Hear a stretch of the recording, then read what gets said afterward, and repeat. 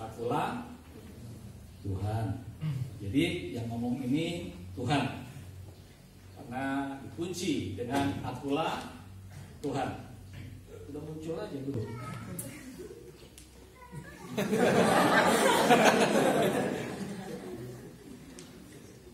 Tema tahun akademik kita tahun 2019-2020, kalau masih ingat apa tema akademiknya? Love your neighbor as yourself. But thou shalt love thy neighbor as thyself. Itu tema tahun akademik kita. Jadi sepanjang tahun sebetulnya dari tahun lalu, saudara disuruh mengasihi sesama. Ada yang lolos mengasihi sesama, ada yang semi lolos, ada yang per-8 final lolos, ada yang per-4 final lolos, dan ada yang lolos betulan, gitu. Dan ada yang tidak sama sekali. Ada kan? Ada. Iya, Indomie pelit,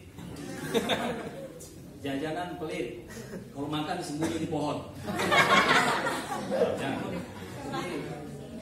Bahasa Ibraninya itu koncudu.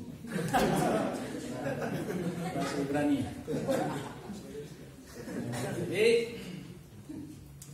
tema tahun akademik kita adalah bagaimana kita mengasihi sesama kita.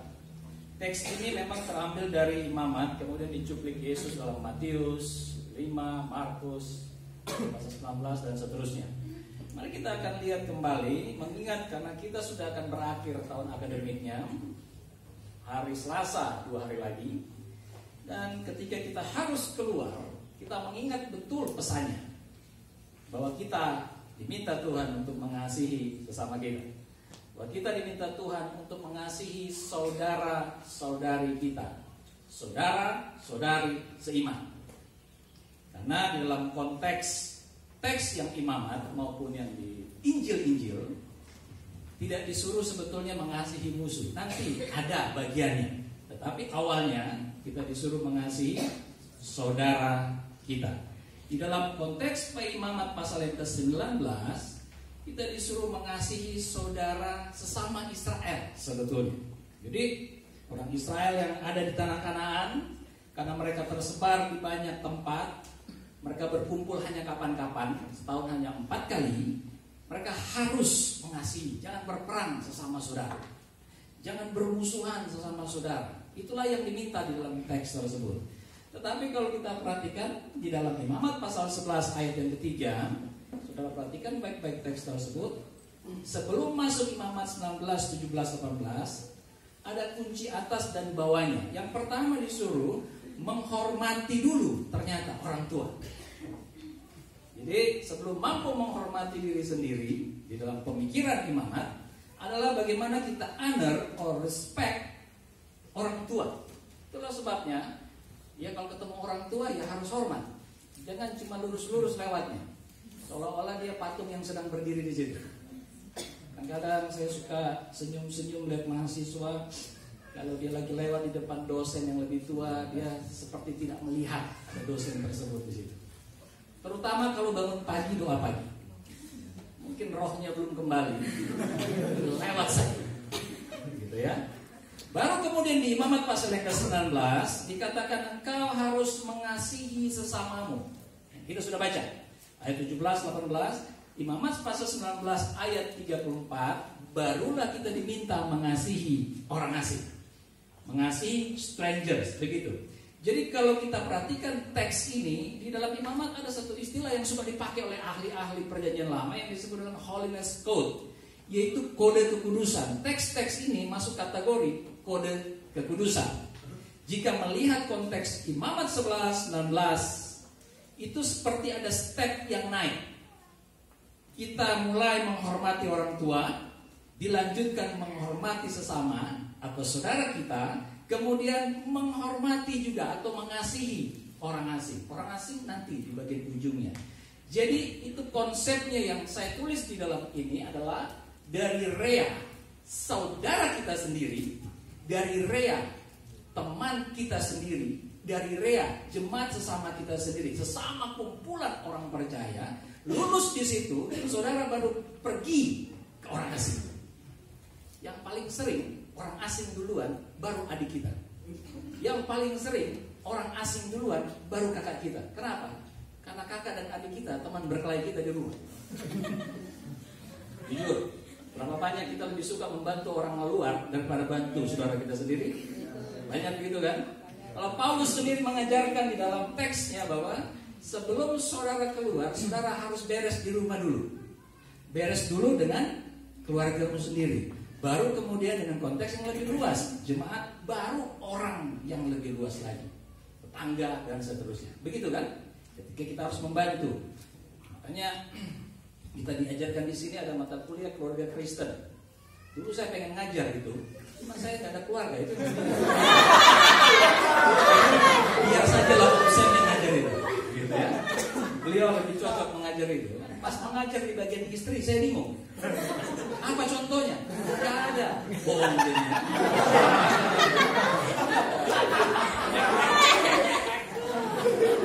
Jadi Hendro, jangan dulu mengajar kepada Kristen. Belum waktunya. Apalagi Kalimantan Barat menunggu.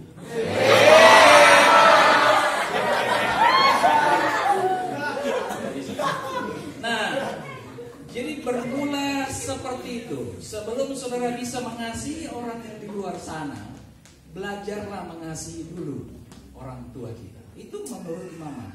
Belajar mengasihi orang tua, kemudian mengasihi diri kita sendiri, sesama kita, barulah kemudian ke sana. Nah, ini yang disebut step by step widening application. Jadi secara step by step aplikasi mengasihi itu kemudian meluas, melebar keluar.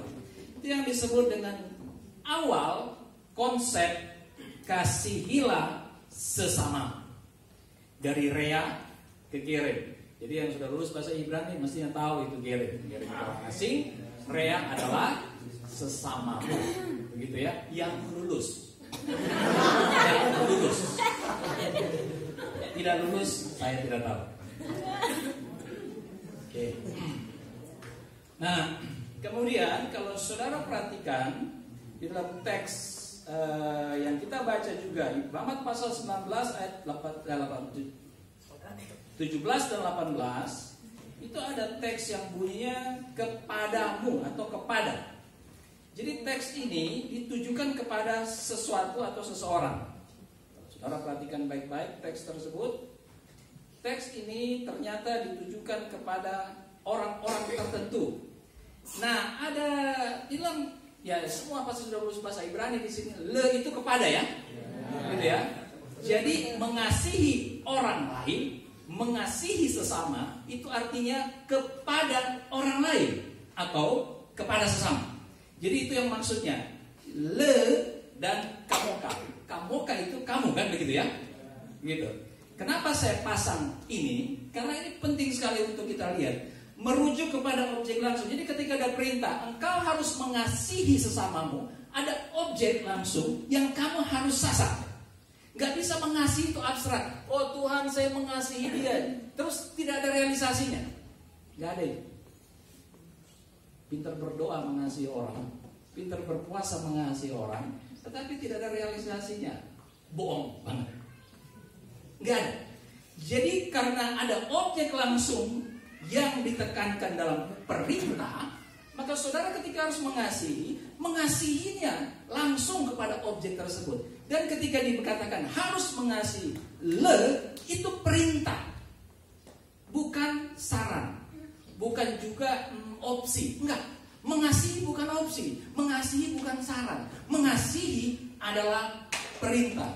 Karena di sini dikatakan datif komandi itu artinya ada pembatas ketika saudara harus mengasihi. Kalau saudara perhatikan baik-baik, menunjuk kepada seseorang dengan ide seseorang mengasihi dan tidak boleh sekaligus membenci orang tersebut. Perintah ini dalam bangsa Israel memang agak sulit. Kita sendiri ketika harus melaksanakan juga sulit. Jadi jangan saudara ketika harus mengasihi orang karena terpaksa mengasihi, misalnya begitu. Atau ya sudahlah saya harus kasih dia. Tidak bisa mengasihi sekaligus membenci. Gak ada. Hanya ada lagu cinta dan benci. Gak ada itu.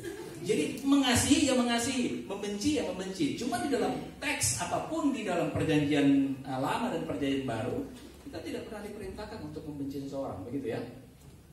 Jadi perintah kepada kata le atau kepada itu adalah perintah bagi kita untuk mengasihi seseorang.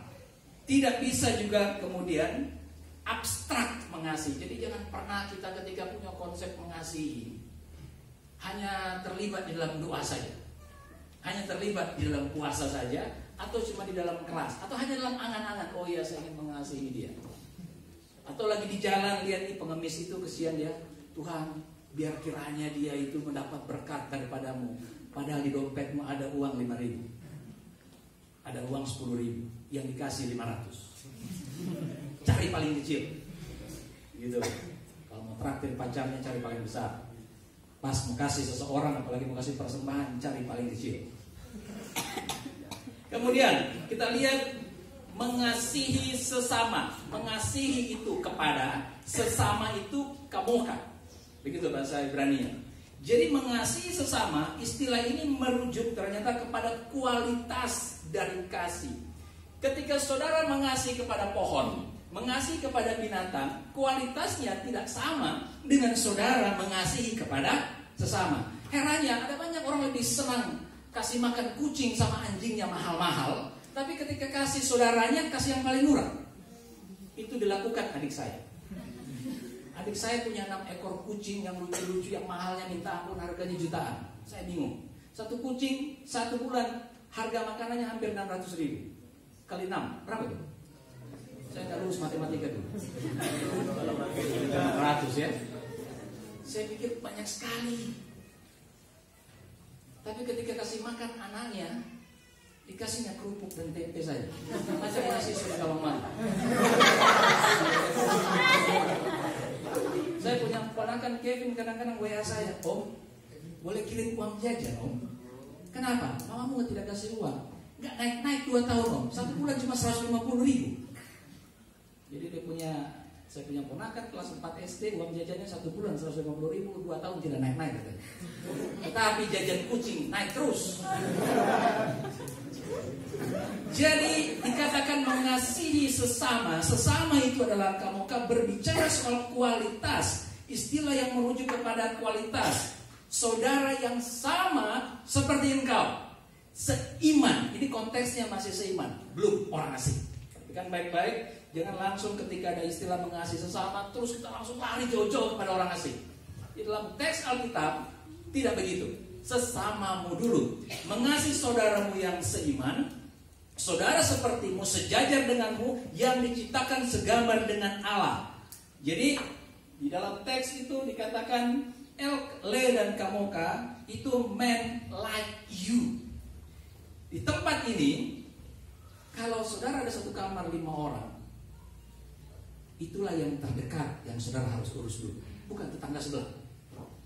Jadi jangan teman kamar diajak musuh, karena dia yang paling dekat dengan saudara.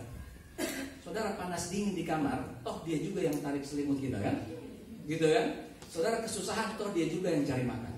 Tapi yang paling sering kita ngungsi antar negara, antar kamar. Itu yang paling sering terjadi. Tiba-tiba tidak ada di kamar, ngungsi antar kamar. Nah, artinya begini, 1 tahun pengajaran, 1 tahun akademik di sini berbicara soal mengasihi sesama, belum terekam di dalam pikiran hati kita, belum begitu menjadi dasar di dalam hidup kita bahwa mengasihi sesama tidak sesederhana tulisan love your neighbor as yourself. Start dari sesama yang terdekat, start dari diri saudara sendiri. Nah, kemudian ada teks selanjutnya. Kalau kita perhatikan di ayat yang ke-18, mari kita lihat. Janganlah engkau menuntut balas dan janganlah menaruh dendam terhadap orang-orang sebangsamu, melainkan kasihilah sesamamu manusia seperti dirimu sendiri. Akulah Tuhan. Ada kata atau kalimat akulah Tuhan, Ani Yahweh. Ani tahu ya? Aku kan? Ani YHWH. Jadi kalimat di dalam teks imamat ternyata ada kunci ayat di 18 yang paling bawahnya. Akulah Tuhan. Perintah untuk mengasihi, perintah untuk menghormati, perintah untuk menyayangi sesama kita, itu perintah yang Tuhan berikan, yang betul-betul diberikan kepada bangsa Israel. Dan dia kunci dengan berkata, perintah ini aku berikan kepadamu, dan akulah Tuhan yang memberikan perintah itu. Ingat baik-baik bangsa Israel. Begitu maksudnya. Jadi perintah yang sama pun kemudian diberikan juga kepada kita. Ketika kita dikatakan mari kita mengasihi sesama kita, itu perintah, bukan saya yang kasih tahu, bukan dosen-dosen tempat ini yang beritahu, tetapi Tuhanlah yang beritahu. Perintah ini berisi mengasihi sesama yang gak cuma action, saudara mengasihi sesama, action sudah melakukannya. Jadi dari cuma abstrak, kemudian melakukan dengan action, gak cuma sampai di situ, sudah melakukan dengan tindakan, sudah melakukan dengan perbuatan, saudara juga harus memproklamirkan. Jadi kalau sudah lulus di dalam actionnya, belajar memproklamirkan, belajar mengarahkan orang sekitar kita, belajar membawa orang sekitar kita, bahwa mereka yang pelit-pelit, yang belum bisa mengasihi sesama, yang belum bisa membagi Indomie barangkali, yang belum bisa membagi uang jajan. Ada yang di sini mahasiswa punya uang jajan cuma 50.000 sebulan, ada yang 500.000, ada yang 5 juta. Tariklah yang 5 juta sebulan itu, terus kasih yang 50.000. Kemudian proklamirkan bahwa inilah yang harus dilakukan, not just action. Mengasihi itu punya dasar perintahnya, Ani Yahweh. Jadi kita tidak bisa mengasihi orang kalau Tuhan tidak perintah. Kita tidak bisa mengasihi orang kalau Tuhan tidak suruh. Kita bisa mengasihi orang karena Tuhan suruh. Kita bisa mengasihi orang karena Tuhan yang perintahkan. Di dalam konteks bila Yesus, kita mengasihi karena Yesus mengasihi kita lebih dulu, begitu ya. Tetapi di awalnya didahului dengan perintah engkau mengasihi, karena ini adalah perintah yang Yahweh berikan. Dasar perintahnya mengasihi sesama. So, love your neighbor as yourself, itu perintah, bukan himbauan. Belajar mengasihi. Tidak ada susahnya mengasihi. Gak usah tunggu kaya baru mengasihi. Gak usah tunggu saudara sudah bergaji 100 juta baru mengasihi. Gak usah. Kalau saya mau begitu, mungkin uang saya banyak sekali. dalam hidup ini sibuk mengurus orang. Model kayak Ira diurus. Jelas kan? Saya pernah punya anak yang model kayak dia, keriting kerigil. Iya. Namanya George. Keren. Iya, George. Keren. Di SMP dia curi gas di rumah saya. Saya masak kompor tidak menyala kompor. Saya lihat gas tidak ada. Oh, sudah. Pasti dia yang curi. Tapi seperti itu, tetap mengasihi dan mengasihi. Nah, Ani Yahweh, akulah Tuhan yang memerintahkan engkau untuk mengasihi. Jadi mengasihi adalah perintah yang Tuhan berikan kepada kita. Dasarnya seperti itu. Kita lihat. Ani Yahweh juga merujuk kepada janji kuat yang Allah proklamirkan untuk memberi reward dan punishment. Jadi ternyata di dalam konteks atau konsep bangsa Israel, ketika Tuhan memberikan perintah kepada mereka untuk mengasihi, Allah ikut berjanji di situ. Di dalam perintahnya itu ada mighty oath. Jadi Allah ikut berjanji dalam perintah tersebut, yang janjinya adalah jika engkau mengasihi, engkau akan kuberi reward. Jika engkau tidak mengasihi, engkau akan kuberi punishment. Masih ingat, kau akan jadi kepala. Jika engkau lurus mengikuti jalanku, engkau tidak berbelok ke kanan dan ke kiri, engkau tidak menyembah Allah lain, engkau tidak masuk dalam rumah ibadah orang lain atau dewa-dewa lain, maka engkau akan menjadi kepala. Itu rewardnya. Salah satunya adalah saudara mengasihi. Saudara, salah satunya adalah saudara memperhatikan sesamamu. Tetapi jika engkau tidak memperhatikan sesamamu, artinya engkau berbelok ke jalan sana, engkau berbelok ke jalan sini, engkau mengikuti dunia ini, aku akan memberikan engkau punishment. Aku akan memberikan engkau hukuman atas pelanggaran perintah. Pelanggaran perintah yang Tuhan berikan. Love your neighbor, itu ternyata perintah ya. Tidak melakukannya, saudara bisa dapat punishment. Bisa saja punishmentnya saudara kita tidak menyadari. Contoh yang paling sederhana, berdoa 100 tahun, doanya nggak dikabulkan Tuhan. Itu cuma gara-gara saudara pelit, tidak bisa mengasihi sesama kita. Itu cuma karena saudara ternyata tidak mampu memproklamirkan perintah mengasihi sesama. Jadi ada dasar perintah. Kalau kita lihat di dalam Keluaran pasal 6, 2 sampai 4 juga Ulangan. Aku perintahkan kamu, hai Israel, engkau pergi mengasihi orang sekitar. Jadi perintah yang Tuhan berikan kepada mereka kemudian diulang lagi dalam Matius pasal 5 dan beberapa teks perjanjian baru. Dikatakan begini, engkau akan menjadi anak-anak Bapa di surga jika engkau menjadi sempurna. Ingat, Allah memberi hujan kepada kita atau pada kita semua, memberi panas yang sama. Orang jahat ke orang baik, orang setengah jahat ke orang setengah baik, sama diberikan. Di dalam konteks yang seperti ini, Matius mengulang konsep dalam Keluaran soal mengasihi, bahwa kita kalau mau disebut anak-anak Bapa di surga, mari kita keluar dan menjadi berkat bagi mereka. Mari kita pergi ke tetangga kita di kiri dan di kanan, menjadi berkat bagi mereka. Jangan cuma setiap pagi. Kadang-kadang kalau pimpin doa di tempat ini, mari kita berdoa untuk teman sekitar kita atau kiri dan kanan. Itulah sebabnya saya suka paling belakang duduknya supaya tidak ada teman di kiri dan kanan. Pertama, ada kemungkinan teman kiri dan kanan belum jika di pagi-pagi.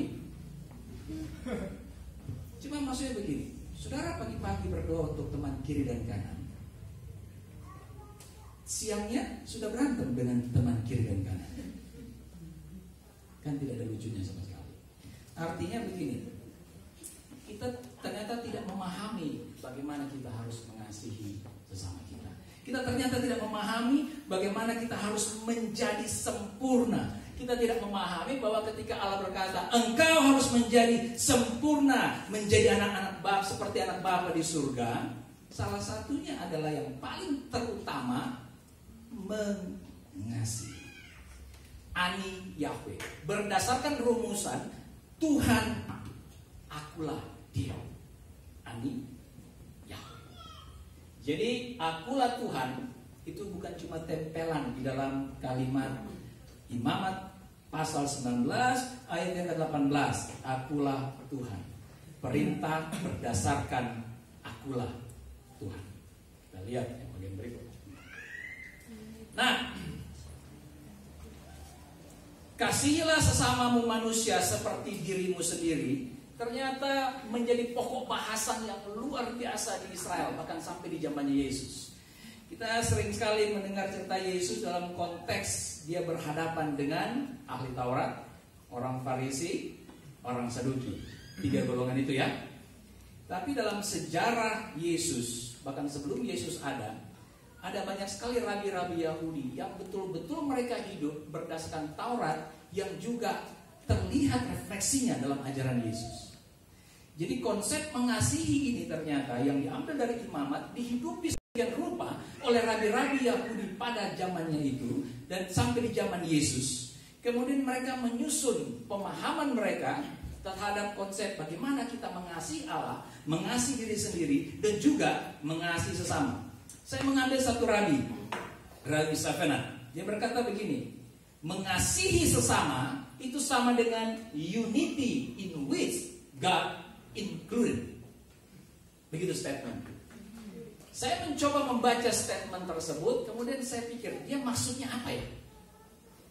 Jadi unity which God included, mengasihi sesama, mengasihi Tuhan Allahmu, mengasihi diri sendiri, mengasihi sesama adalah unity in which God included. Kesatuan di mana Allah ada di dalamnya.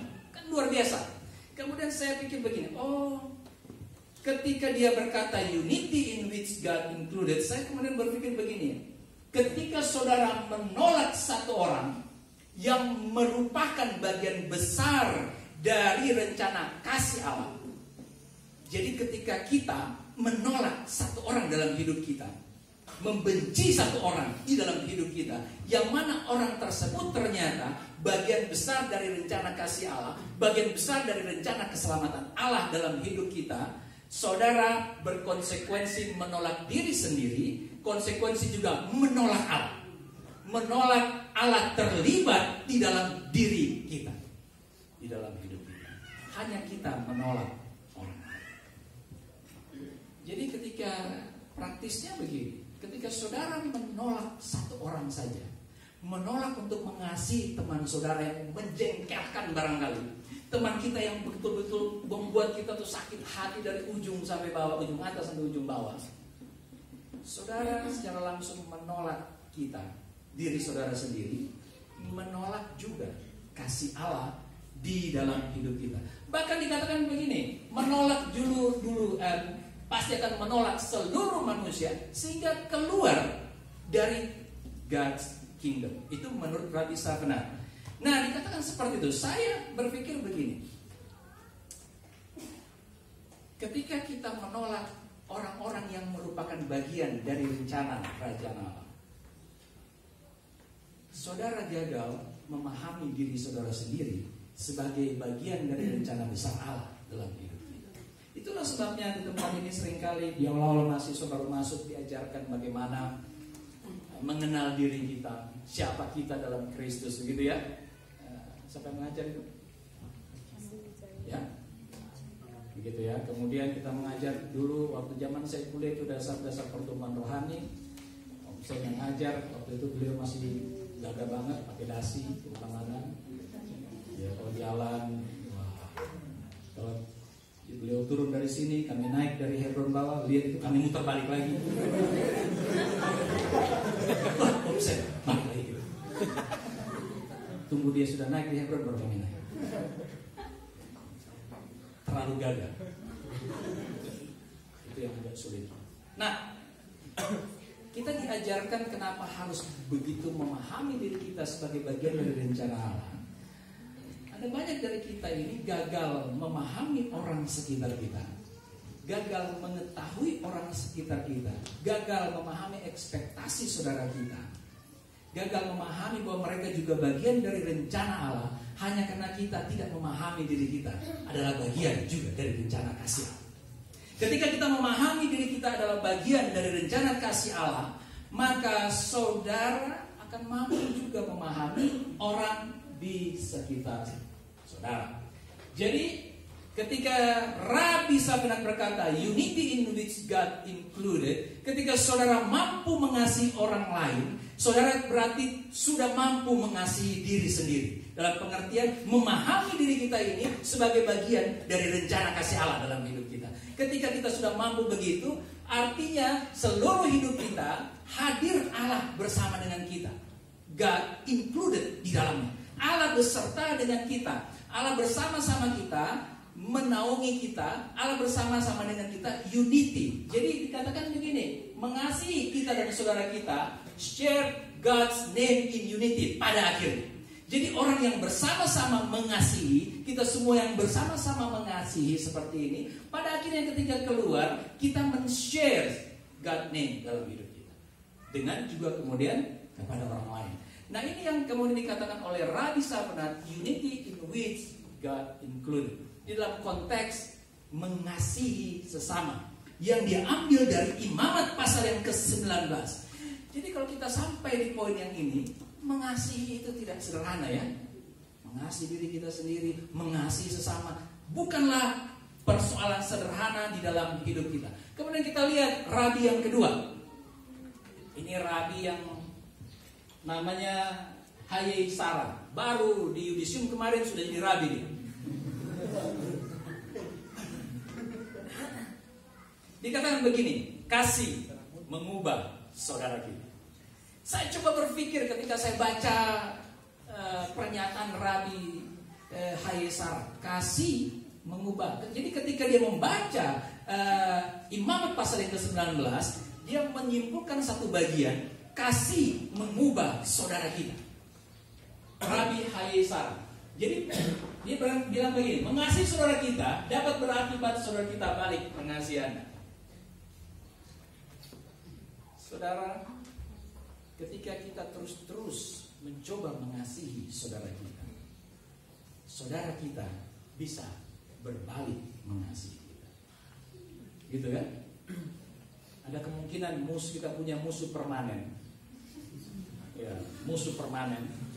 Karena kita tidak mampu mengasihi dia dengan baik.